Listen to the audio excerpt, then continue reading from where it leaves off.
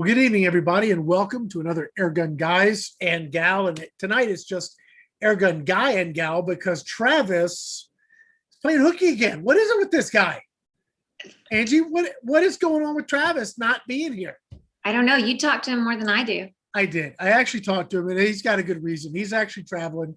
He's going back home. He's been spending the last couple of weeks in Texas,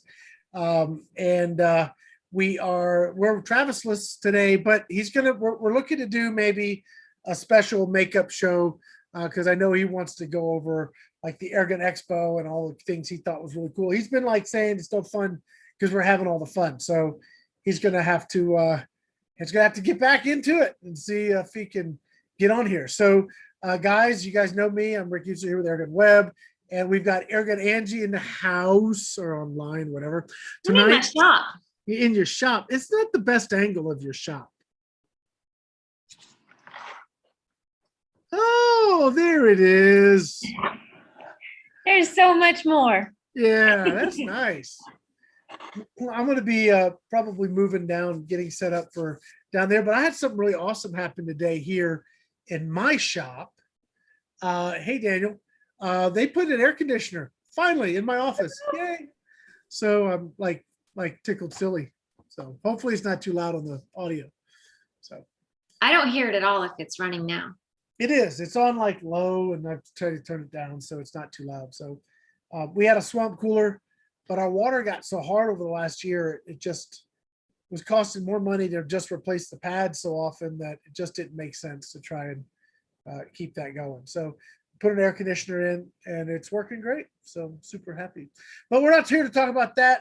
We're here to talk about air guns. And Airgun Angie is here and she's been doing videos, and she's got one that's kind of behind the scenes video she's going to be dropping, which looked like it was a lot of fun to put together.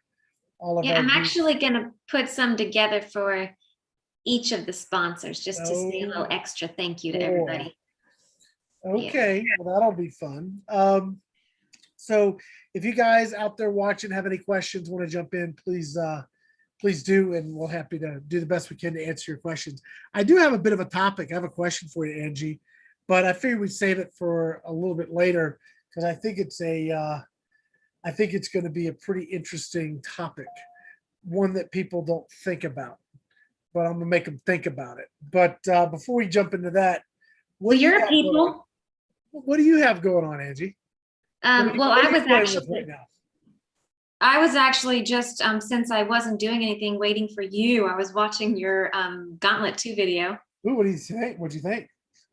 It's pretty good. I was super happy to be able to check it out while I was out there, and you get to dive into it a bit deeper because we really didn't get a whole lot of time with the products before the expo. So being able to dive into it a little deeper, that's pretty cool. And it sounds like you have the same opinion you had at the expo. So it's a pretty awesome gun. Well, and it kind of feeds into my topic tonight. So I'm going to hold off just a little bit. Let me think of something else. I'm working on editing the canine target videos, and those targets really surprised me. I know they took some 25 cal. Oh, we lost Angie. She'll be back in a minute. Sometimes her internet glitches, but we'll wait for her to come back here. Okay. So while she's like Max Headrooming frozen over there, some people will get that reference. We're going to keep right on talking. So I just did the Gauntlet 2 video. Yes, that gun impressed me the day of the expo, and it continues to impress me. If you guys have any questions about that, just let me know. So let me see if I could just let Angie know, dropped, lost her. Lost you, connect. Okay. So here's my question I'll pose to you guys. What about the Gauntlet 2 25 regulator? Oh, that's easy. What guy wants to know what the Gauntlet 2 25 cal reg is set to. It's 2100 PSI. You guys may have seen over at Airgun Pro Shop, we had the Gauntlet High Power.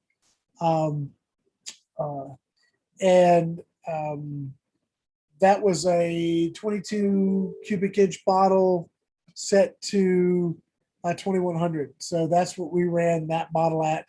And it gave you not really more shots, but it gave you a lot more power. But now what they've done is they've taken the bottle, it's bigger, it's 24 cubic inch, 24 inches. I'll forgot which one it is. It's a big bottle. But instead of 3000 PSI, you are getting 4,500 PSI in the bottle. So instead of 3,000, you're at 4,500. So you're getting a lot more shots per fill and a whole lot of power. So that's pretty awesome.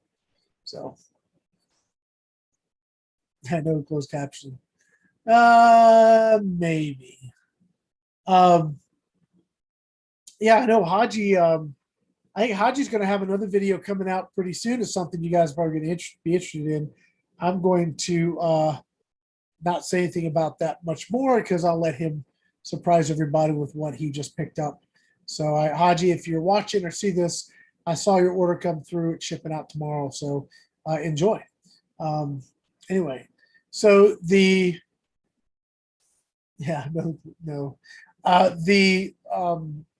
Gauntlet 2 had some cool features. I really liked the way the stock came out. I like the way you have M-lock channels. I like it's just far more thought out in a nice cohesive package than say the first one. The first one was great because it was just really affordable and it kind of proved the proof of concept. And then they brought out the Gauntlet 2 and that's not an unusual sort of a process. Let's see. Yeah, Mike, real quick, Mike just said he purchased the Hill compressor. Yes, if you guys want a personal compressor, not something you're filling bottles with, but you're just going to fill your air guns and do so reliably, that Hill compressor is stinking awesome.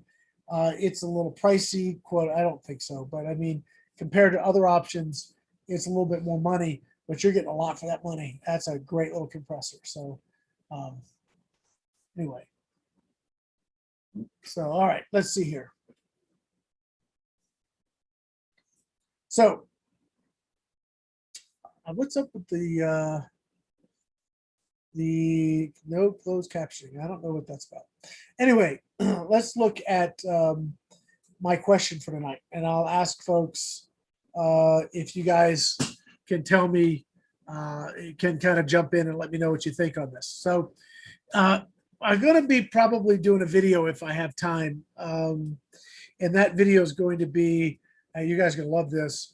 It's going to be a head-to-head between the Avenger and the Gauntlet 2. So the Avenger Woodstock and the Gauntlet 2, they're virtually the same price. So if those work together, then are those, like I could put those side by side and do a comparison. I think that's going to be a super interesting video, maybe a little long, but I think that's going to be awesome. And here's my question, because when you look at them on paper, you've got the Avenger, right? So the Avenger you got tunability, it's nice wood stock, sleek form factor, good power, really good power, etc. You've got the Gauntlet, which is maybe not quite as refined in, say, the cocking per se, but you get a lot more shots. You may get similar power. I guess we'll have to see which gets better power. It's not tunable. That's kind of the big, oh no, I can't tune it. But here's my question. Of all of you guys out there that have tunable air guns, once you turn it up to 11, how many times do you ever change it? Now Angie's back. So she's connected. I'm going to ask, now Angie's here. I'm going to ask Angie this question. Let me know when you hear Angie. Yep. You ready? Okay, here. So I just got to my question. I was like waiting for you to get back here. All right, so here's my question.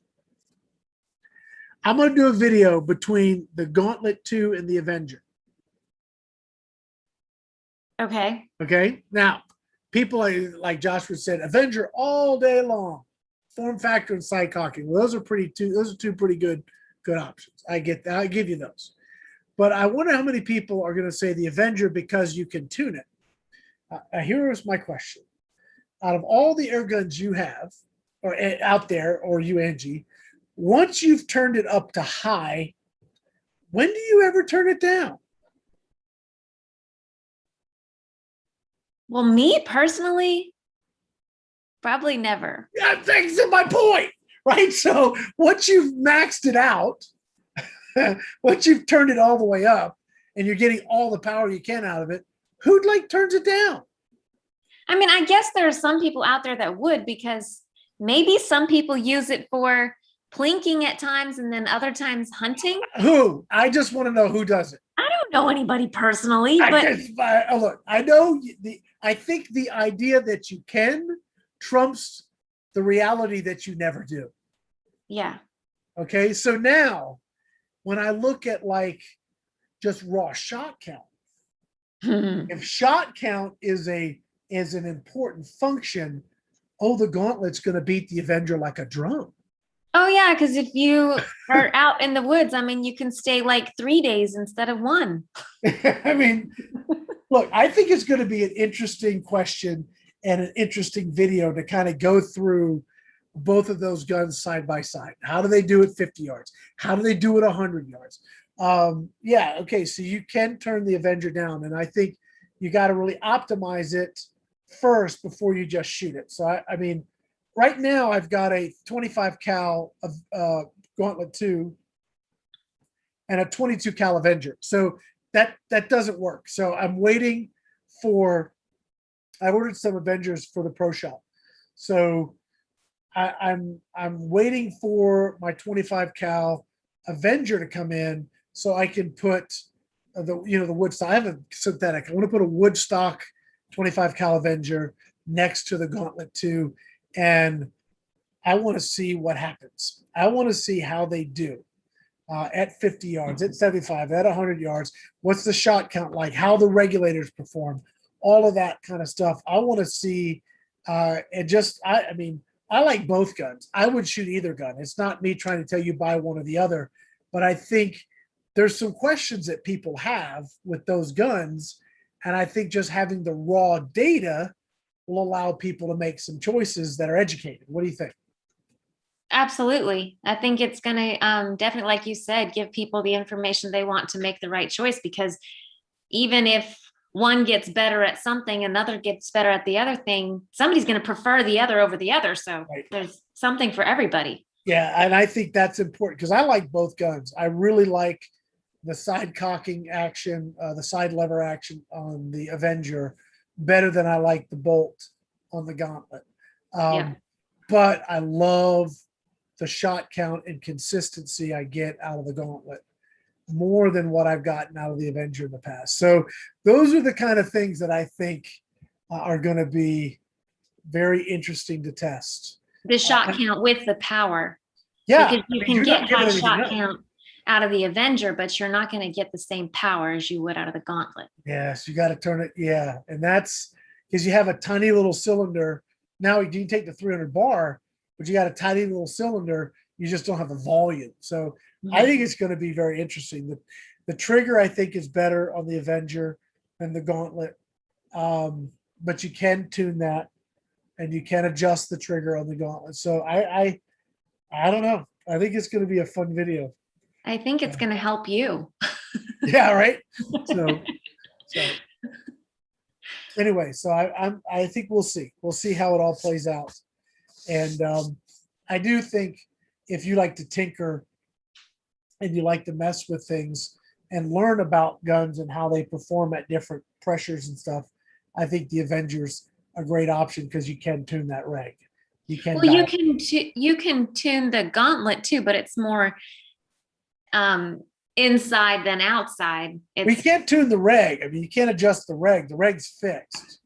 That's right. The issue. Now you may be able to adjust the hammer spring some, but I haven't gotten it. I mean, the Gauntlet is pretty much set to 10 power and just go. I mean, by adding the big bottle, they just let you run 10 without being concerned about shot count. Yeah. Where if I want to run 10 on the Avenger, shot count all of a sudden becomes a part of the equation. So Right. I think it's going to be fun. I think it's going to be very interesting. So when should we expect to see this video, Rick? Well, I haven't, this is just conceptual right now, Angie. So I guess I'll start shooting video. I don't know, maybe this week. I've got a new schedule. I'm down at the range every day now. So I start down at the range about 6:30, work there till about 12:30 or 1. Then I come up here, have lunch maybe, and then work in the office till dark. So that's my schedule here for the short term. But like at the pro shop right now, and we got a bunch of orders going out tomorrow. We had a bunch of orders come in over the holiday weekend. So it's catch up and then more catch up and more emails and more phone calls and so forth. So a lot of stuff going on. Is my Beeman going out too? No.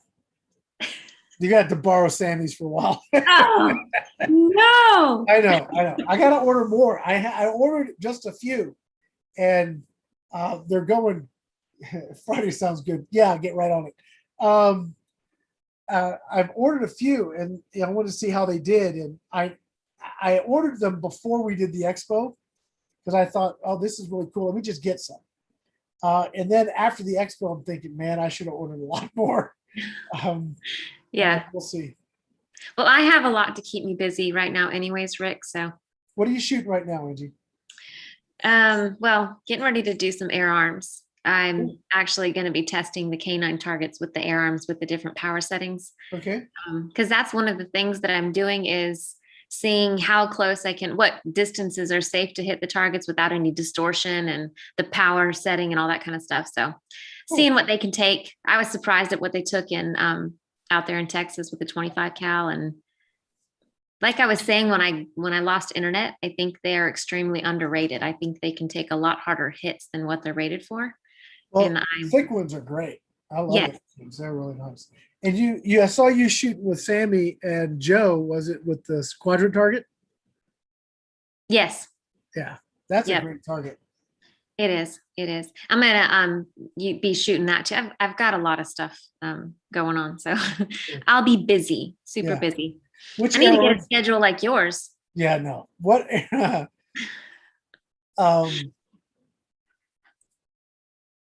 Where is I mean, what air arms are you gonna be shooting? The Ultimate Sporter 22. Okay, yeah, that's a gorgeous gun. Yes. Have you done a video on that one yet? No, I just got it before I left to go to the expo, so I hadn't had it very long. All right. I remember I sent that one to you. I'm curious. Yeah, I've got next up for me. I did a video on the Walther Rain, which I thought turned out really well. I mean, that's a gun. There was a gentleman that was talking about the Gauntlet video, and I didn't shoot enough shots to show the rag if it really worked, et cetera, et cetera. It's a rag. It works at high pressure. It works at low pressure. As long as you're on the rag, it works well. The gauntlets have always worked well that way. Now the Rain is not regulated, so I did do a much longer string on that so that you could find your shot curve and like where your pressure is best. Mm-hmm. So what I found with the Rain is that you can get a lot of shots, 60 some shots out of that thing, as long as you don't mind spread. It's like 200 foot per second spread. It's huge. And you've got the 25 cal, right? I do. What calibers does it come in? 22 and 25, I think. No 177? I mean, it would be nice if they did, but I don't know if it does. I maybe look it up. Hold on. Let me see. I'll check it out. That one was a fun one too. I'm telling you, the expo, there are so many guns. I'm like, it's overwhelming. 22 and 25. That's all I'm saying. Cool. Poor Joe. 77. Yeah, right. Poor Joe. I had the 22. I think if I go back and look at my video before, it was a 22, but the 25 I think I like better. If you fill it all the way to 232 bar, it is just got a really bad shot curve. If you fill it to like 185, so really underfill it, Sweet spot. Mm-hmm. you get like 3 mags with a reasonable curve. It's not like flat like a ring, but at 50 yards doesn't matter. I mean, there's not enough spread at 50 yards to matter. But I like that gun for just plinking in the backyard. I think it's just such a fun little backyard gun. I mean, I would hunt with it too, but I think I'm changing my mind on bullpups, Rick. oh boy, okay. Yeah, I think I might be won over. I mean, I like a classic rifle too. I'm not kicking those to the curb, but bullpups, after the expo, there was a few nice ones out there. Which one did you like best? Oh, I hate that question.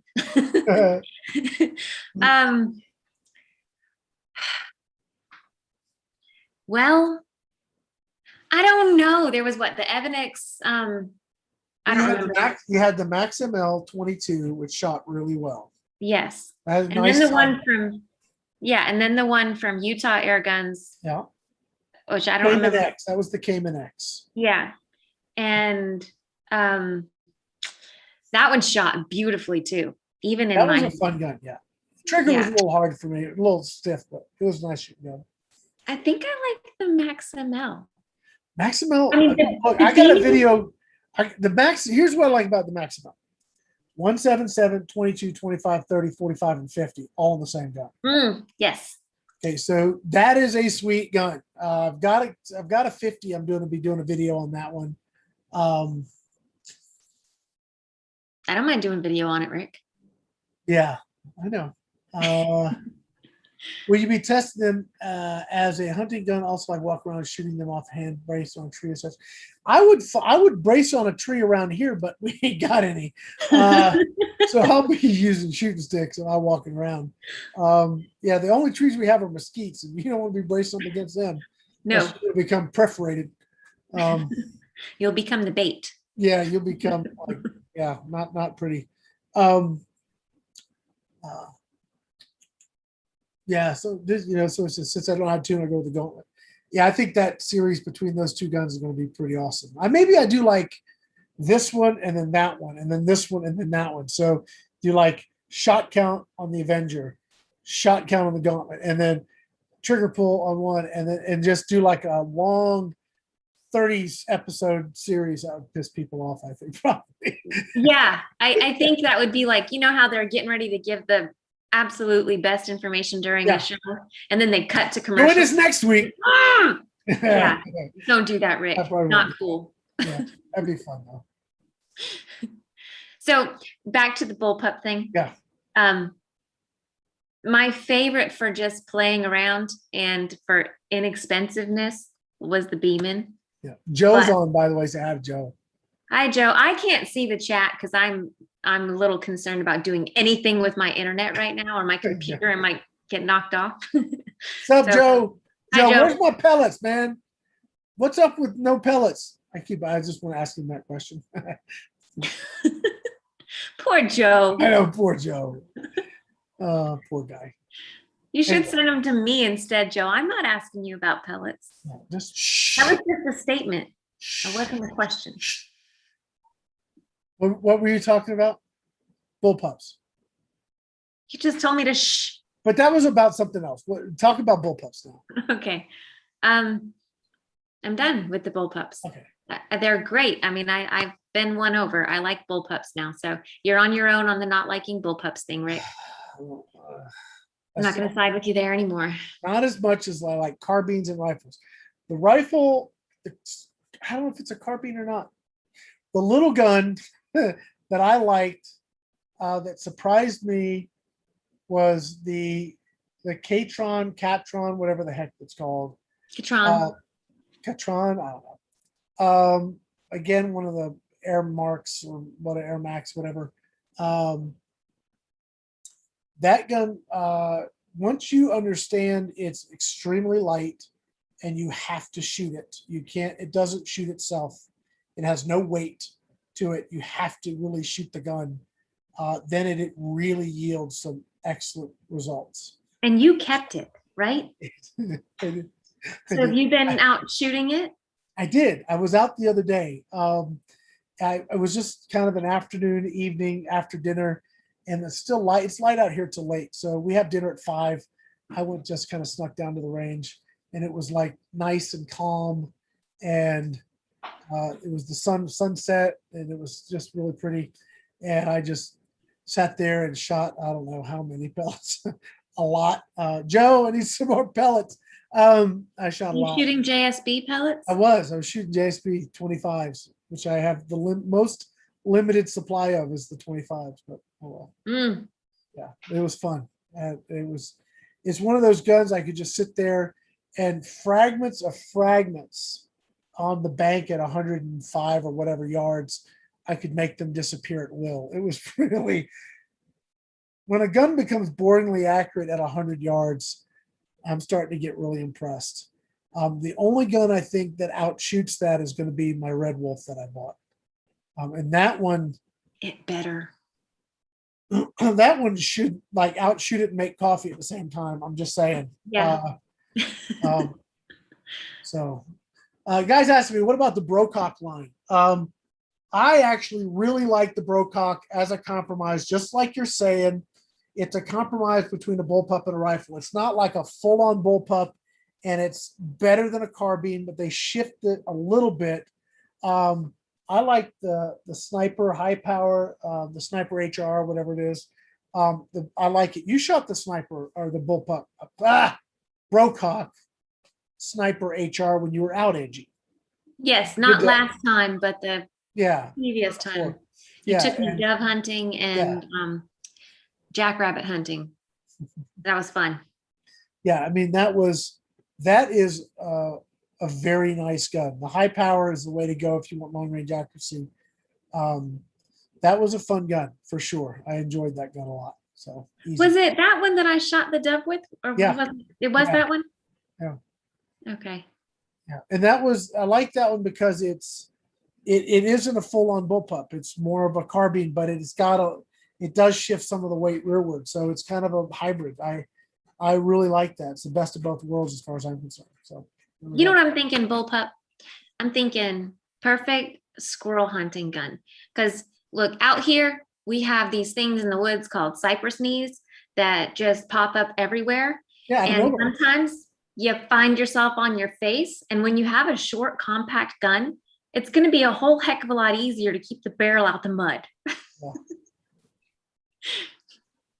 Yeah.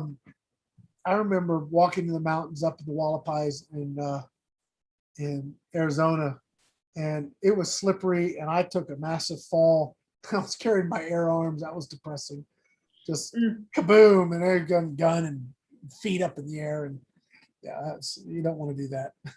No, not fun at all. No, so I for bullpups, I like the Rain. I like the Beeman a lot. I have no complaints on the Beeman at all. I know some people are going to complain about the trigger. That would be you. Well, it is adjustable, so. Is it? I could find where I could adjust to make it worse, but not better. When I took it out of stock. Huh? You're just weird. It's just it's the long first stage that just is like, come on already.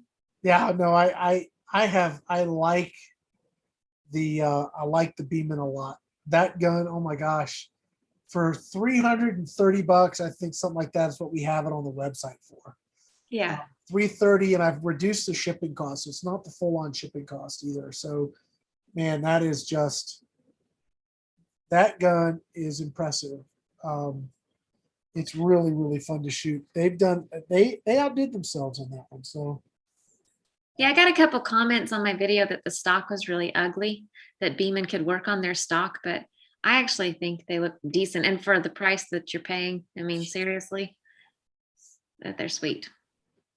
They'd be a good short range hunter. I mean, yeah, you were hitting the quadrant target. We hit the quadrant target at 100 yards with it, but I wouldn't hunt that far with it. No, I keep it at 50 yards or under. But yeah, I would probably even go a little closer than that. But with the Evanix Max, whatever ML, yeah, that one probably go a little bit further than that. Yeah. I mean, depending on, just a 22. Bullpup, go run through the woods and shoot some squirrels with that thing. Yeah. Oh yeah. I think the Beeman's going to lend itself to a lot of customizing. I think that people will do stuff to make it quieter. They'll do stuff to improve the trigger. Probably somebody will figure out how to put a regulator in it. I see that gun because it's so affordable to get into. I could see that becoming something over time that becomes a tinkerer's little gun. Yeah. So we'll see what they do with it. They've done a great job with that gun. I was impressed. You can take the shroud off, and it is 1/2 UNF on the end of the barrel. I believe it's 1/2 UNF. So if you got the right tapered moderator, like Neil built that one for your Marauder pistol, it's Mhm. going to start skinny for a little bit and then go. I'll show you. She's going to go get her toys. Daniel's asking the max range of the Beeman. I mean, for target shooting, you can target shoot at 100 yards. If you want to hunt with it, 35 to 50. They're talking about the Hawk 1 to 4 endurance. Freaking awesome scope. Yeah, see how that's got, that's got the little black part right there. So you got like about an inch and a quarter that's narrow, and then it goes to the fat moderated part. Yep. So, yeah, see what I would do is go ahead. Thanks, Angie. What I would do is get something like that for the Beeman. That would be awesome. It does come in 177, David. I didn't order any this time around, but I will probably get some if people want the 17s. I'll get them in the pro shop because I also think the 177 would be great for just target shooting and small game hunting too. So anyway, all right, I'm gonna get a drink of water real quick because I'm parched, but I'll be right back. Angie, you can talk amongst yourselves there. Talk to myself. I'm pretty good at that. So I can't see the chat, so I don't know if there's any questions or comments or. Yeah, we got people just commenting and hanging out, which is part of what this is all about. Just kind of hanging out here and not taking ourselves too seriously. So, so far we got about 50 plus watching the video right now, watching the stream. But I thought that's pretty cool. So Yeah. Oh, yeah. Guess what? I got the chat now. Hopefully I don't lose it. So you've got the canine targets coming up. You've got the Air arms. Ultimate Sporter. What else? What else you working on? Oh, I've got some more coming up on the Origin. And I'm going to be checking that out with the quadrant target, our little grading system that you and I talked about. Yeah. Do you have any JSP slugs? I do. I don't. 22 slugs. The only reason I mentioned that is try the slugs in the Origin and see how they do. They shot really well for me. So you may find that as like an interesting little aside. We lost Angie again. She's got to not try and do too much out there in her shop. Her internet's pretty awful. So, of course, my little girl's staying with her. She might be trying to play Halo online or something and screwed up her internet. But we're not worried about that right now. Excuse me. Joe, are you telling me you got some slugs? That'd be really nice. Dave's asking here, is the Origin available without the pump? It isn't right now. It may be. I mean, I think that it's a gun worthy of selling, and I think it would sell well just as an entry-level PCP without the hand pump. But ideally Umarex really wanted people to not have that initial hurdle to get into PCP by thinking, all right, how do I fill it? So that's kind of why they went with that as an option. So anyway, so I think the Origin is one of those guns that really I don't want to see get lost in the shuffle. So if we're looking at affordable, decent PCPs, there's a bunch of things on the market right now, from the little Beeman to the Avenger to the Gauntlet to the Origin. There's just a bunch of little things that are available right now that are, I think that it's really kind of, I gotta say it, it's a great time to be an air gunner. It really is, especially if you like to get out and do some shooting. So anyway. All right. David, I'm with you. I'm not much for pumping either on those air guns. I'll tell you that fortunately, what they've done with the Origin though is make it a lot easier on us older guys. If we do have to hand pump, it's a lot less work. It takes about half the amount of strokes to fill it. So that is actually, makes it a little bit better if that's your only option. But let's talk a little bit about compressors then, if we're going to go and look at, yeah, thanks for that shout out on the Origin, on the Gauntlet. So we just got in the new iteration of the JTS compressors. I'll let everybody know that it's slightly different in its configuration than the original. The original had a plug where you wrap the cables and there was just a generic plug there, and that's where you put your oil. Now it's over on the other side and there's a plug, but you actually have a windowed, I don't know, plug. It's got a window in it. So you can take that out, put your oil in it. It comes, ships with the exact amount of oil, screw it back in, and you can see your oil level right in the crankcase. So that's pretty good. They are affordable. They run really well. And JTS will stand behind the product, which is kind of cool because they're right out of Texas here. We had a compressor go down for a customer and they just replaced it, no questions asked. So that was pretty awesome. It was within warranty. So, but that's cool. Yeah, that was pretty awesome. So that's pretty sweet. So we got a question on what about the Beeman Chief 2 synthetic? Never shot the synthetic. I've got the Woodstock Beeman. The Beeman line of PCPs in general is quite good. The Chief was great. The Chief 2 is really good. The Commander is great. The Commander is like a bigger Chief that goes to 3,000 PSI instead of 2,000. It shoots great. In fact, I just got some more of those in stock. I got to get them up on the website because I have a bunch of people asking for them. So I think there are a lot of the Beeman PCPs are good. I think they do have a tendency of maybe needing a little TLC when you first get them.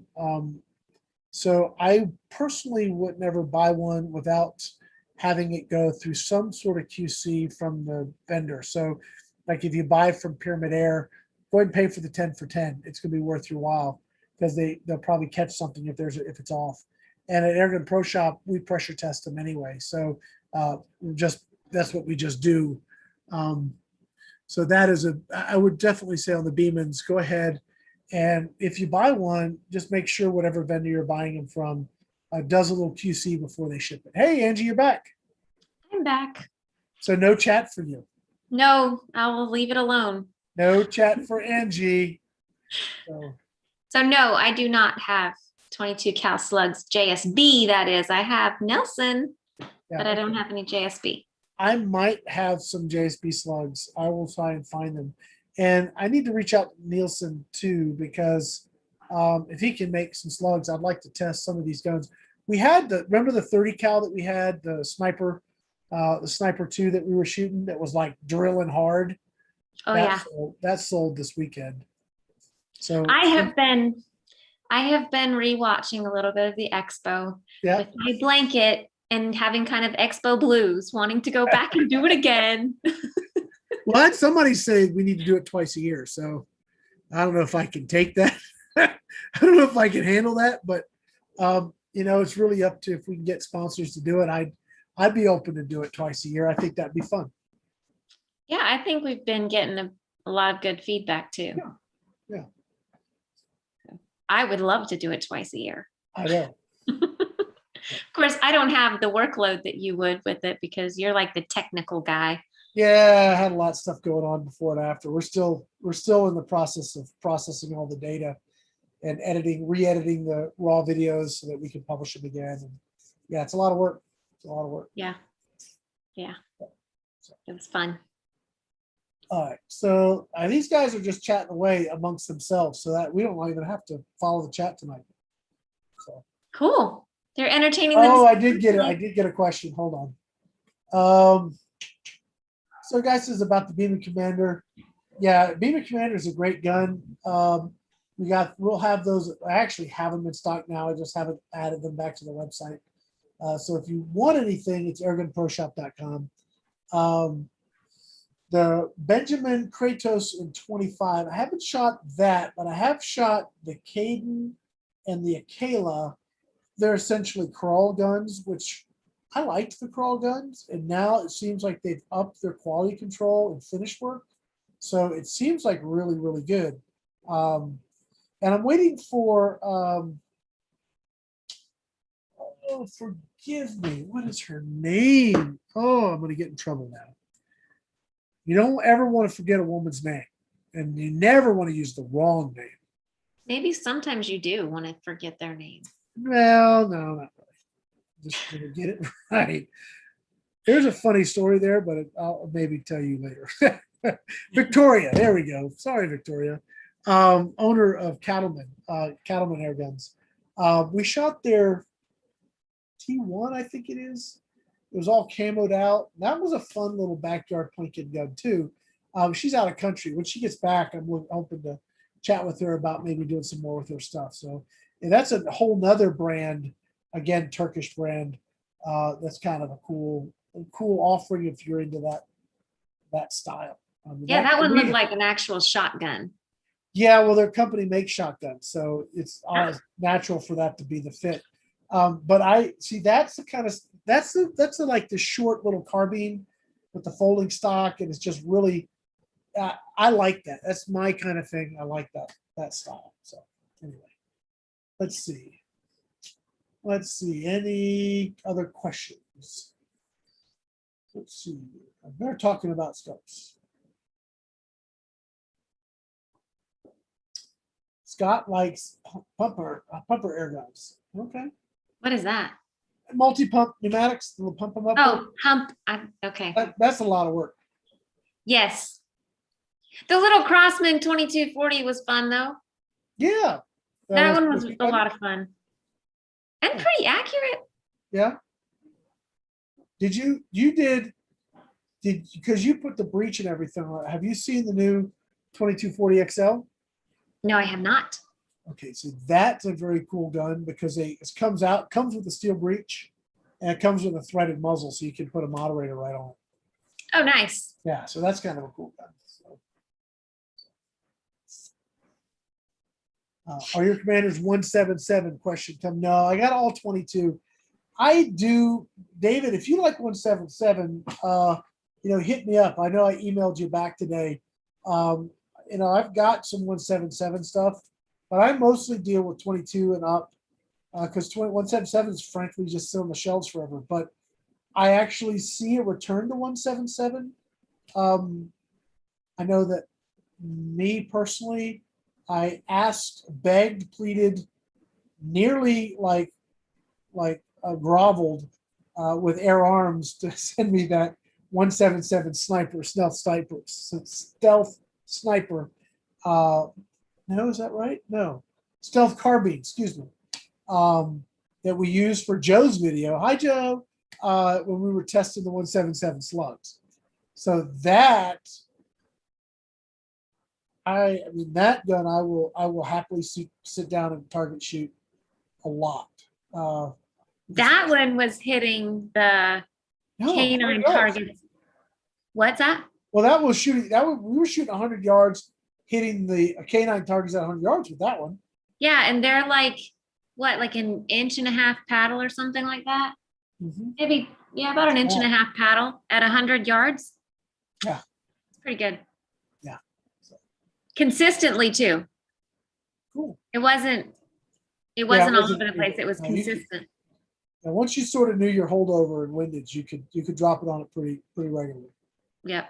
I was drilling that quadrant target too. So why is it so hard to remember what that thing's called?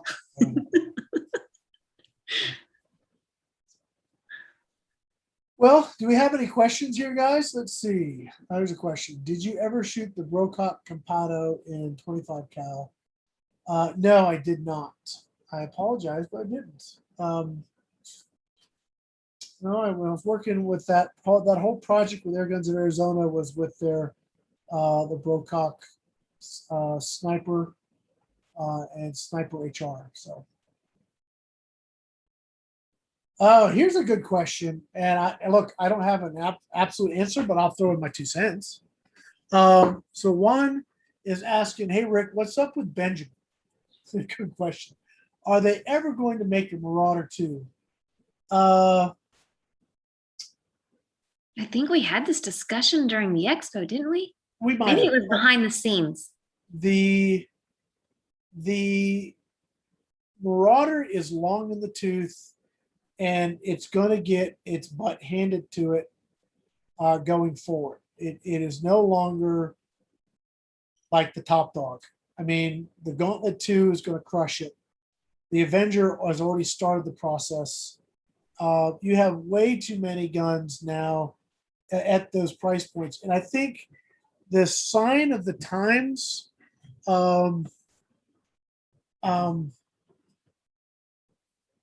in that they went to Turkey to build their next line of signature air guns really says volumes. Okay, so Crossman Beeman, you guys may not understand how these things work, but a lot of these companies aren't what they used to be. They're held by holding companies that are then held by stockholders. So it's not about building like awesome products anymore. I'm not saying that that's not their philosophy. I'm sure they want to do well, but their priorities are really what kind of, stock payouts are they going to be able to provide their stockholders. So the incentive to really innovate, take risk, build new products, I don't know that it's there. And they're not the only company that's struggling with that. I see companies that have all the potential in the world to do something really creative and fun, but because there's risk, they just don't do it. They have no stomach for risk at all. And so I think what they did to go to Kroll and have them build 4 new signature PCPs was actually a smart move.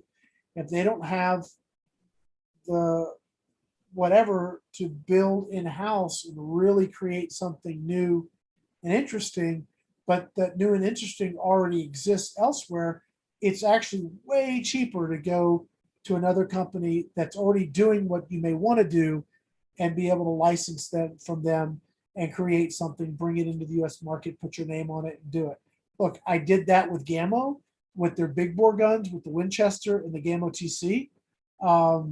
Those guns, I had the folks at Gammo at my place, and we said, "Do you want a big bore?" I said, "We'd like to have a big bore." I said, "Well, you can have a big bore. Let's do this." And that's how that whole thing started. And it's no secret that M&X made those guns, and Gammo, licensed that, put their name on it. They made some great guns. I mean, the Winchester. You like the Winchester 45, Angie? And 35. And I mean, why reinvent the wheel when it's there, when it's already exists? So I think in some regards, Benjamin was smart to go and contract with somebody that could build something already and bring it to market. But I don't think I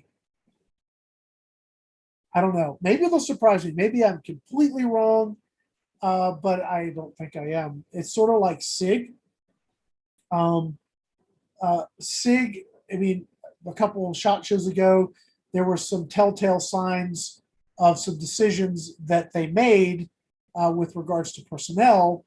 And it was like, oh, they're getting out of their business. I mean, it was just obvious that they were going to shift to licensing and having somebody else manufactured. Pretty soon, you see that happen. I don't know what they're doing now. Vehemently denied the fact, but it was, it came out that, yeah, this is exactly what's going on. And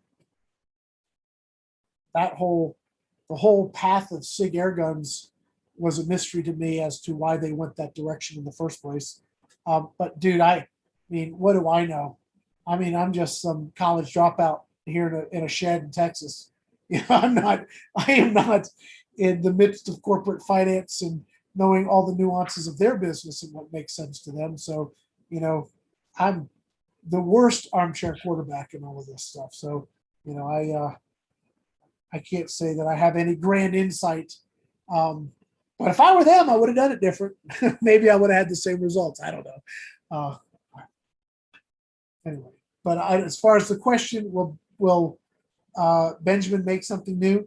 Maybe, but I think if they're already going if they're going out from under their own house to have somebody else build something to put their name on it and then put their name on it, I think the signs are already there exactly where their head's at. So they needed to do something because the Marauder was getting its butt handed to him. I don't think that their new signature line of guns is the answer though, because everybody knows it's just a crawl.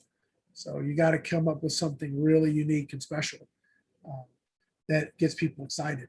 I think the Avenger did that. You shot the synthetic Avenger for a while. You were excited about that gun, right? Yeah, it was a great gun. It still is. They're still selling it. Yeah. So, we got another question here. Yeah, the Turkish guns, the Turkish Benjamin guns, I like them. The ones I've shot, I liked. I've shot two. I mean, I've shot all of them, but I have not shot all of them. But I do like it. I do have something in the queue that's a Benjamin. I have the Benjamin semi-automatic Marauder. I'm sitting in a box. I got to pull it out this week and shoot it some. We'll see how that does. That might be fun. I don't know. Joe's saying Crossman needs a 30 cal. Yeah. Let me just say this, and I know I got another question here.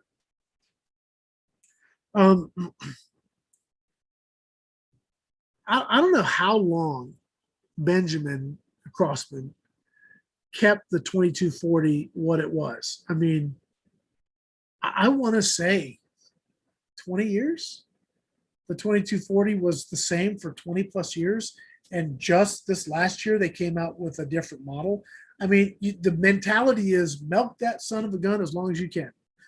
I mean, if it ain't broke, don't fix it. I think what happens though, it's broke before you know it's broke. And by the time you go to fix it, it might be too late. So I think you need to innovate if you're going to stay competitive. Anyway, let's see. We need an old school review of the Winchester clone of the 880. Well, I could ask them to see if they'll let me do that. They have a question. Is there any country in the Americas? Now we got a bunch of stuff blowing through here now.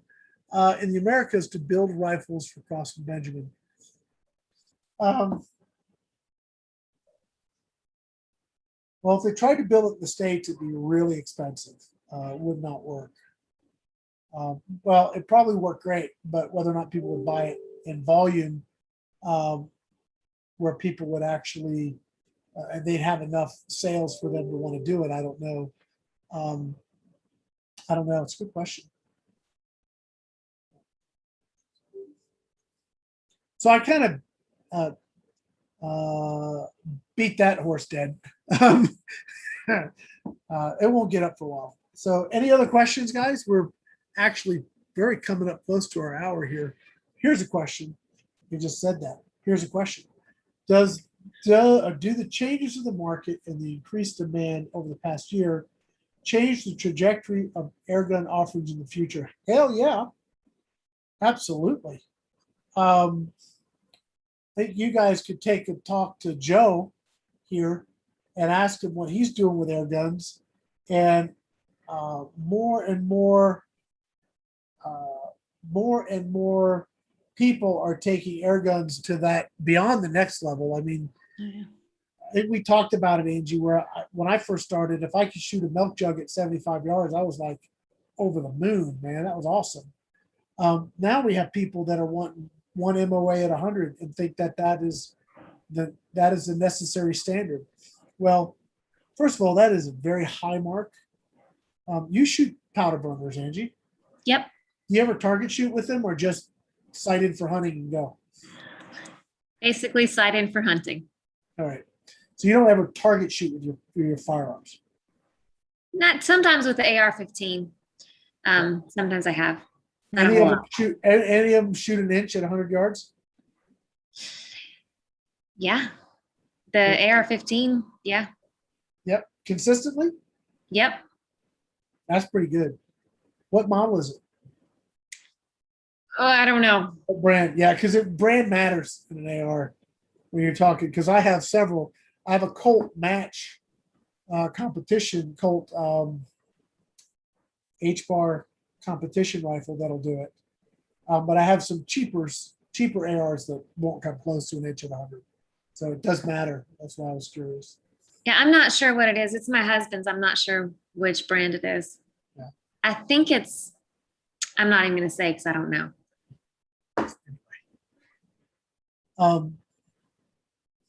Yeah, I mean, the 100-yard accuracy is becoming more and more. Yeah, I know Benjamin. I'll be curious to see if that new Benjamin, as far as a review, let me see. I don't even know what that gun is. I can probably get one from Pyramid Air. Let's see.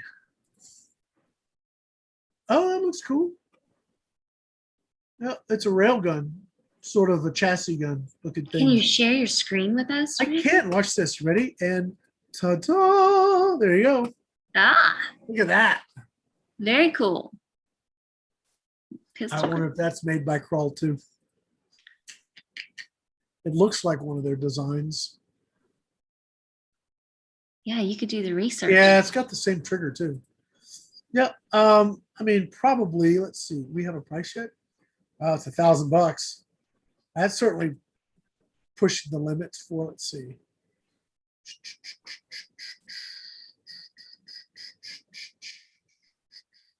I will reach out to Crossman and see if they'll send me one. They sent me the Caden. Do you still have it? You want to shoot it? Yeah. Duh. I want to shoot as many guns as I can get my hands on.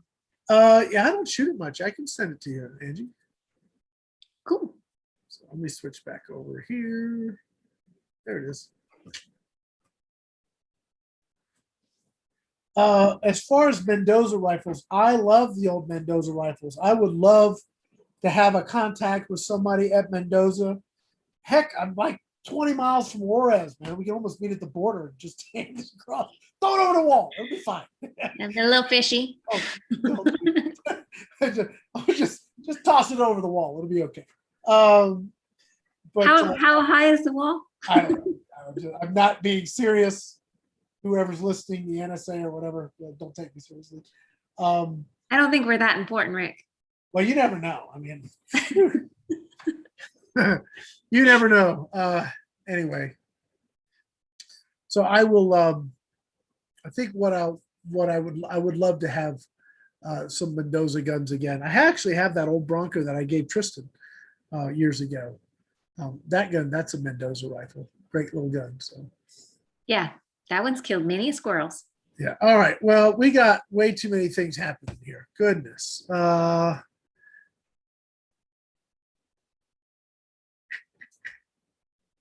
Oh, so David's saying he didn't see you take the Beeman out of the box. The reason she didn't take it out of the box is because I sent that with her for my nephew. But I'm supposed to be giving Angie her own shortly. So it was a promise. Yep. It was. It'll get you one. Some of it has to be some exciting with optics. Not sure. I mean, Hawk always has some cool stuff coming, but I haven't seen anything like earth shattering. As far as optics go, I think the ATN optics are pretty awesome. So, Diana 34, awesome gun. One of the best guns you can buy. Randy's got a good point. He says $300 guns are getting better and better. Who needs a $2,500 gun when 300 guns are great?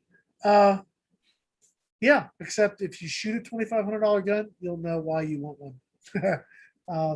I can just tell you that's the case. So, I have a question. Yeah.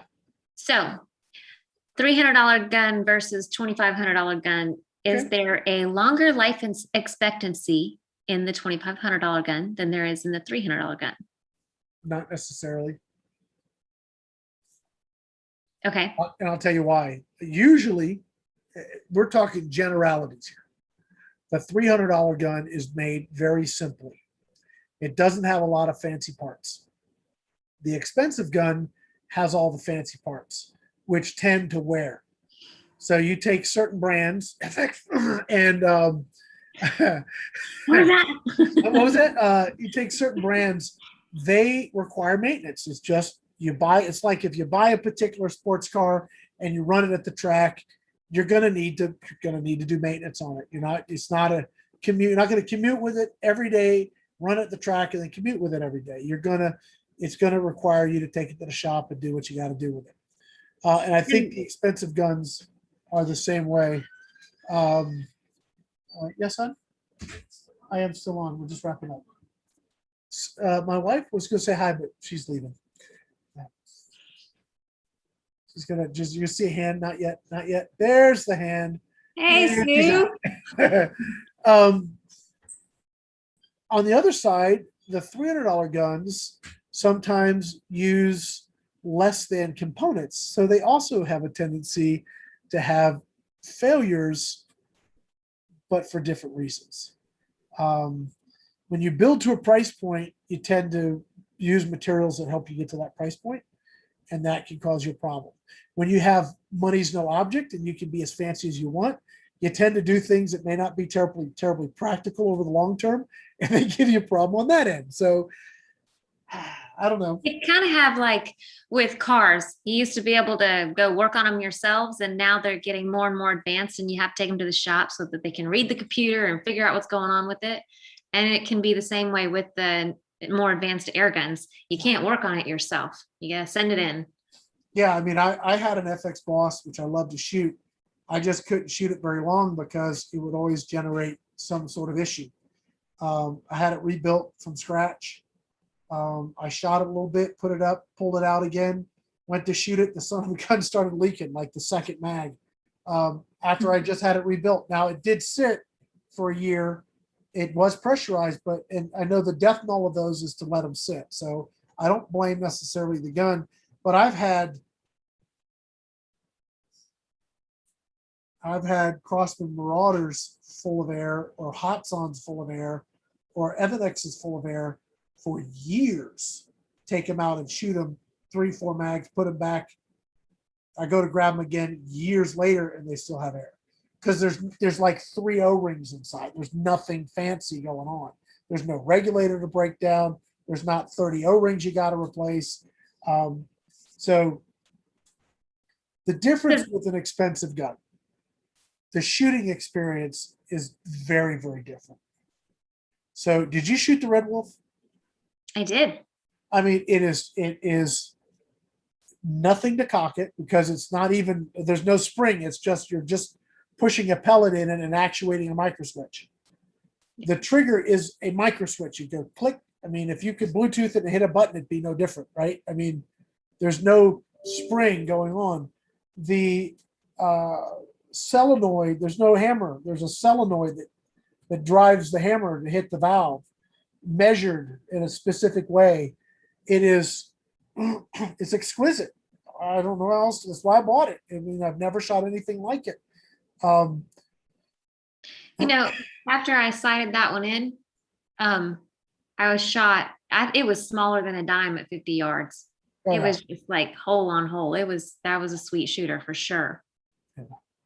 A gentleman was saying that his FX has been reliable for him. That's great. And I think that every manufacturer has a particular model, or maybe even a batch or one unit in particular that could give a person a fit. And, so it's not fair to look at, my one experience and say that's typical, but I have talked to a lot of FX owners that talk about it's a maintenance gun.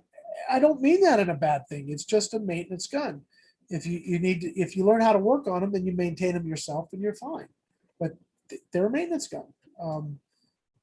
And I think there's a lot of the high-end guns. They're running they're maintenance guns. You're going to have to, you need to learn how to maintain them yourself, or just be willing to have them maintained for you.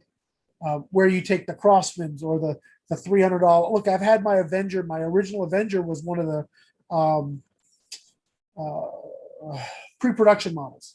It might have been a production sample before they came out with the actual production gun, and it had some funky O-rings in them. They were too hard in the plenum. So, I shot it, and then the doggone thing, I had to take it apart, replace an O-ring, and then the other O-ring went out. But that was unique to that particular run of those sample guns, because the O-rings weren't what they should be. They fixed that problem, so it's not something that happens all the time. But I didn't mind getting in there. It was super easy to get in there and pop those O-rings out. Not a big deal. Question. Two big fat O-rings. It's easy. Yeah. Question. Yeah. So off the top of your head, Yes. what are some of the easiest guns to work on? Well, Benjamin Crossman, the Marauder, is easy. I find personally Air Arms easy. Evanix I find very easy to work on. SWA. We're getting there. Thank you. The SWA guns are like 5-6 O-rings, super easy. So some of the more complicated ones, the one I've had the worst time with, in fact, it beat me. I actually sent it as a bag of parts back to Pyramid Air, because I just walked away and I said, I don't get it. I put everything in the bag and said, here, please fix this. And that happened to be my Sumatra 2500. That one won. I could not figure that one out. Maybe if I spent a little more time, but I started working on guns because a guy in California told me. He said, Eric, if you're out there, I miss talking to you, buddy. I hope you're doing well. He said to me, by the way, this comment, Eric, changed my airgunning life, so thank you. He said, when I was talking to him about, I was so afraid to take my guns apart. He said, Rick, these are made in China, right? He said, yeah. There's probably a 12-year-old kid put these together. I think you can do it. I said, huh, damn it, he's right. So I got over my aversion. I said, look, if I brick it, I brick it. And I just started taking screws out, put them in on a piece of paper or thing, and just working out the processes. When I started working for Hatsan years ago, and I had Blaine came over and we sat down and talked, he asked me, do you think you could do our warranty? I'd never taken, well, I'd taken some of their guns apart, but not at the volume they were needed. And there was no manual. There was no service guide. There was no step-by-step instruction. There was just, here you go, fix it. And so I learned how to take them all apart and put them all back together. And it just, there just wasn't a manual. That's how I've learned on all of the guns I've worked on. Just go ahead and send you the SWA, Joe. Yeah, I'll work right on that, buddy. If you open your box and there's one in it, I'm expecting a phone call at least. But anyway, that's how I learned how to work on these guns. So are some harder or easier? Yeah. Have I been beat? The one time that dang Sumatra 2500 kicked my butt. I quit. Anyway. I was going to ask you, what's the worst thing you've ever done to one? I bricked. The worst I ever did. Well, I had been doing warranty work for Hatsan for a while, and we started getting the 135s in. And what I would do is, if one came in with a problem, I would go ahead and just tune it, since I was in it anyway. So I'd take it all apart, polish everything, crosshatch the cylinder, put it all back together, And I like the springs versus the gas rams. I could just really get those performing really, really well. But the sight was all jacked up on this guy's gun. And the only way to get it off was to actually bang it off with a hammer.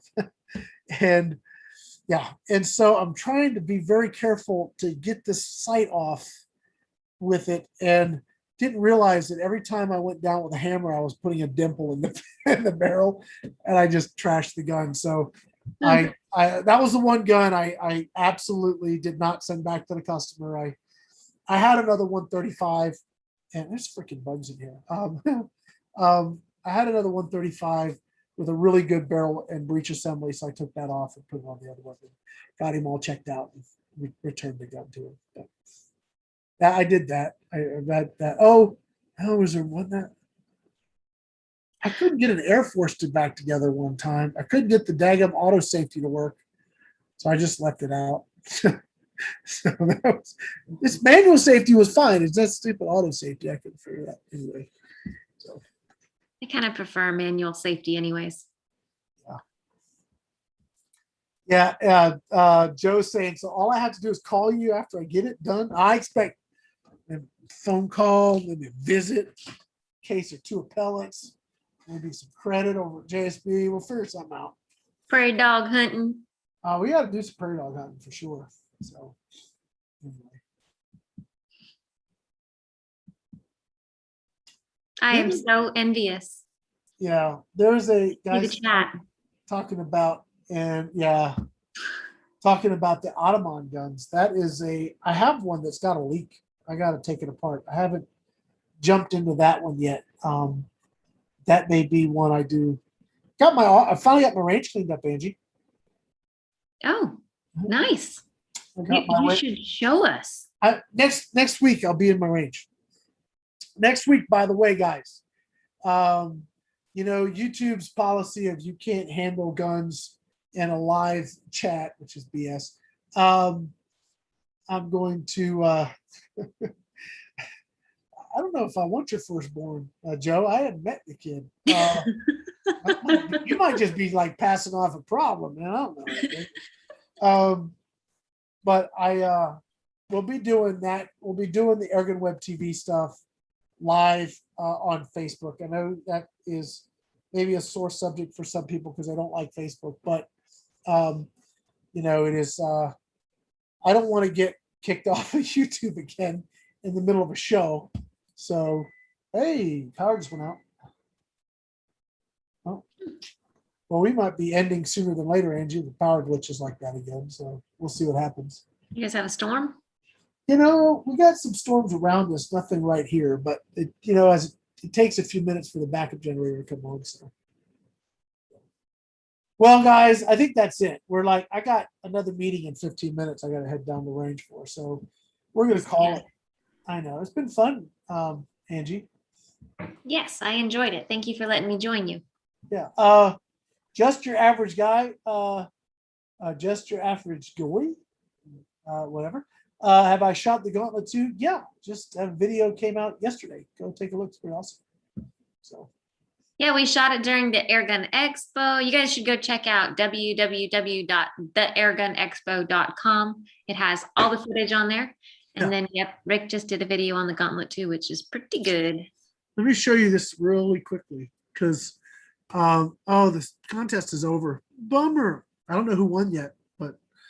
Did you see I was giving away 1,000 pellets for the winner of the Surge Max Elite? Yes. So I got that should excite people. Yeah, it's just 1,000 pellets. Yeah. No, it's gonna go here. So if you go to this page, which is Enter Airgun Expo, you can see all of our range videos in one place. Nice. Yeah, and then if you go back, you can see all of our studio videos. One place. Yeah, just to bring up maybe a sore subject for y'all, but I think it's nice. I kicked y'all's butt with the Gauntlet too. I was gonna say you can go see all our roundtable segments and find the one where Angie claims victory Um, A couple times. somehow. I don't know how that happened, but there was a turn of those particular tables, weren't there, Angie? Wasn't there a time where maybe it didn't go your way? Maybe somebody else was shooting something and I don't know, you lost? Yes, Rick. It's a little blurry. I'm not remembering it clearly, but I do recall something like that. Something like that happened. All right. Oh, geez. I don't know if you're froze or if I'm froze. Hello.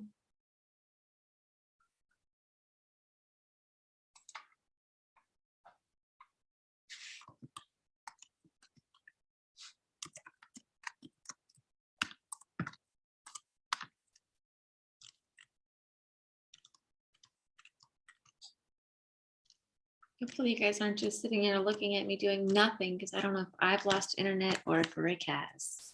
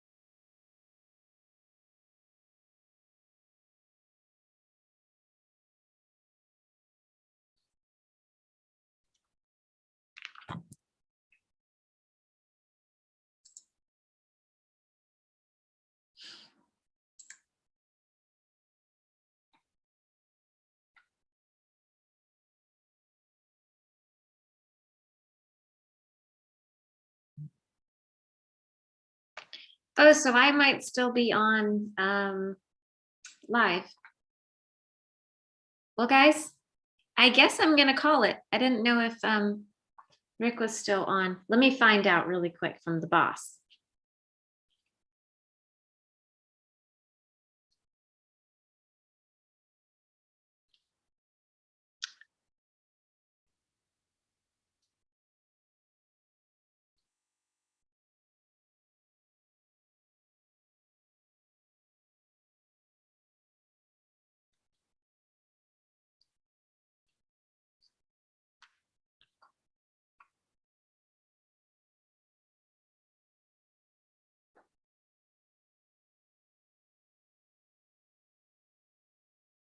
Waiting for a text.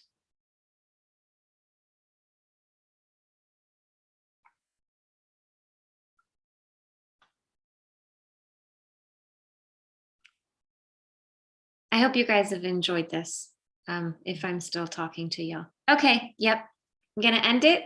Rick said end it. So thank you guys for joining us, and join Rick next week at the range like he said. You guys get to see it all cleaned up. And then I'm not sure exactly when the next Airgun guys and gal, or guys or guy and gal will be, but thank you guys for joining us, y'all. Don't just have a good night.